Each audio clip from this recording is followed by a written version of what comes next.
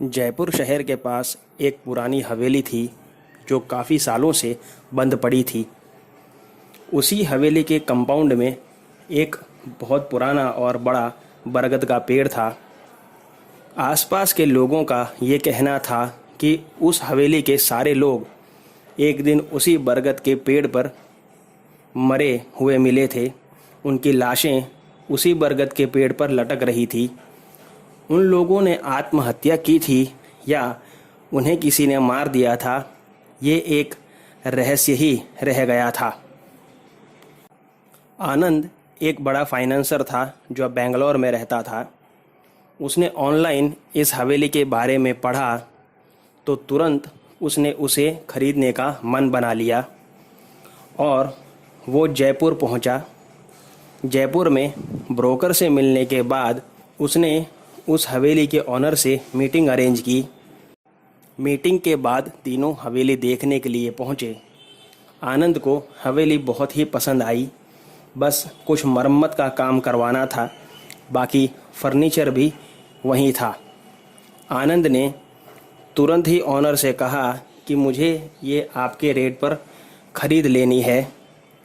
Honour ने कागजात sign करवाते वक्त आनंद से सारी बात बताई थी कि इस हवेली में किस तरह की पैरानॉर्मल एक्टिविटीज़ पहले हुई है, लेकिन आनंद को उससे कोई फ़र्क नहीं पड़ता था क्योंकि उसे सिर्फ इन्वेस्टमेंट करना था। हवेली के पेपर्स साइन करने के बाद आनंद एयरपोर्ट पहुंचा। एयरपोर्ट से उसके बेंगलोर की फ़्लाइट थी, लेकिन किसी कारणवश उसकी फ़्लाइट कैंसिल हो गई।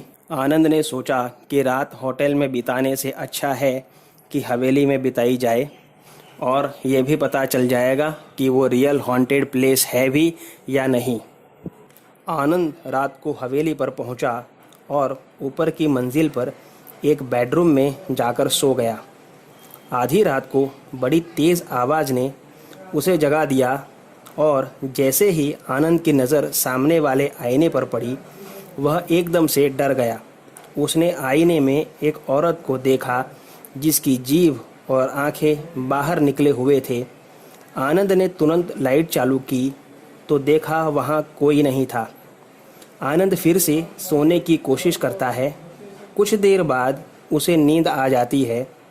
तब नींद में वह देखता है कि बरगद के पेड़ पर 5 लाशें लटक रही हैं और वह लाशें अचानक उसके सामने देखकर चिल्लाती हैं। उसकी नींद खुल जाती है। तब वह बरगद के पेड़ के नीचे ही सोया हुआ था। वह उठता है और तुरंत आसपास नज़र दौड़ाता है।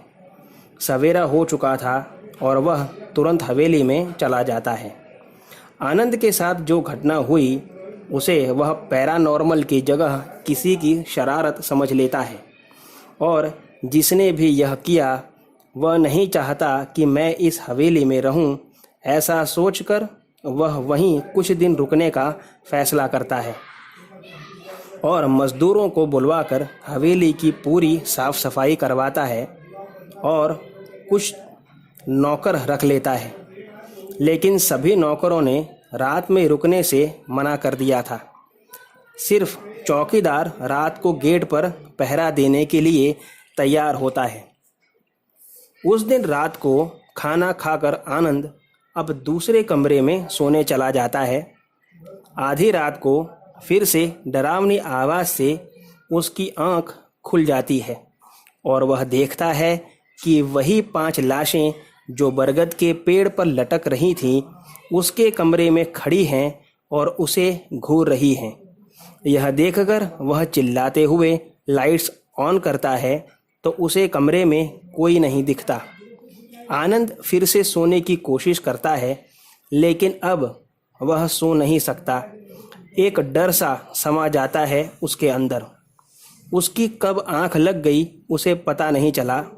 साहब साहब की आवाज़ से जब आनंद की आंख खुलती है तब वह देखता है कि वह उसी बरगद के पेड़ के नीचे लेटा है और चौकीदार उसे जगा रहा है। आनंद चौकीदार से पूछता है कि मैं यहाँ कैसे आया। तब चौकीदार भी उसे यही पूछता है कि साहब आप यहाँ क्यों सो रहे हैं। आनंद अब बहुत असमंजस में पड़ जाता है कि आखिर यह हो क्या रहा है उसके साथ। उसी दिन आनंद अपने घर फ़ोन करके अपने पेरेंट्स से इस घटना के बारे में पूरी बात बताता है। उसके पिता उसे उसी दिन उस हवेली को तुड़वाकर वहाँ मंदिर बनवा देने की सलाह देते हैं और साथ में यह भी कहते हैं कि अब गलती से भी दोबारा उस हवेली में अकेले ना रहे। उसी दिन आनंद हवेली छोड़कर होटल में रहने चला जाता है। दूसरे दिन जब वह हवेली पहुंचता है सुबह सुबह, तब उसकी हवेली के बाहर काफ़ी भीड़ जमा थी। यह देखकर वह तुरंत अंदर जाता है तो उसकी आंखें फटी की फटी रह जाती हैं। उसकी हवेली के चौकीदार की लाश उसी बरगद के पेड़ पर लटक रही थी। पुलिस की कार्रवाई के बाद आनंद उस हवेली को तुड़वा देता है और वहां पर एक मंदिर का निर्माण करवा देता है। उस बरगद के पेड़ के आसपास फेंसिंग करवाकर उसे भी मंदिर के कंपाउंड में ले लेता है। इसके बाद कभी भी उस जगह पर कोई हादसा नहीं हुआ। इस कहानी में बस इतना ही। दोस्तों, कैसी लगी आपको आज की कहानी मुझे कमेंट बॉक्स में ज़रूर बताइए। और अगर आपके पास भी ऐसी कोई कहानी है तो मेरे साथ ज़रूर शेयर कीजिए। मेरा ईमेल डिस्क्रिप्शन बॉक्स में दिया है।